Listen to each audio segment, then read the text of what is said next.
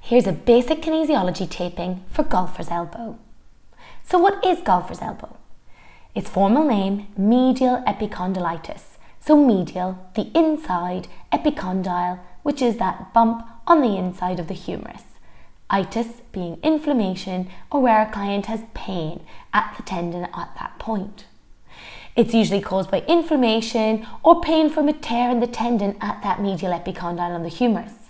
But what caused it could be a multitude of reasons, from a tennis backhand to a golf shot to poor technique to the wrong equipment to even just playing in different conditions. For example, hitting a golf ball on the hard earth in winter. Or it could simply be repetitive strain, gardening, or any other activity that your client is performing in a repetitive way or where they are straining or creating strain in that tendon.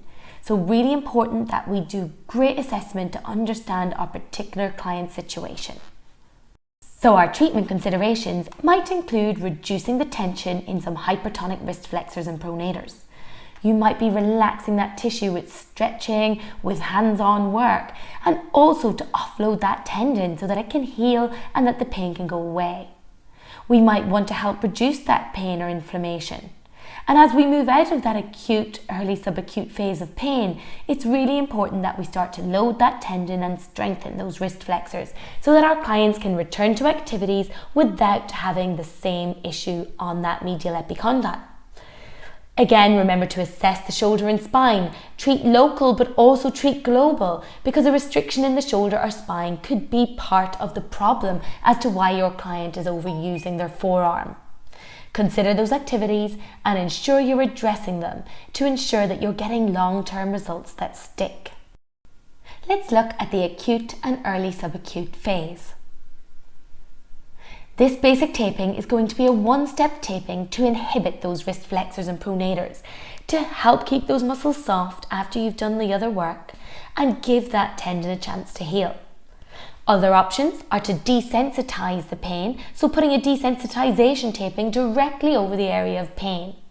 And also looking at more global tapings, for example, to support shoulder mobility or stability, or indeed something in the spine or neck. Let's inhibit those wrist flexors. So we're going to anchor the tape away from the body.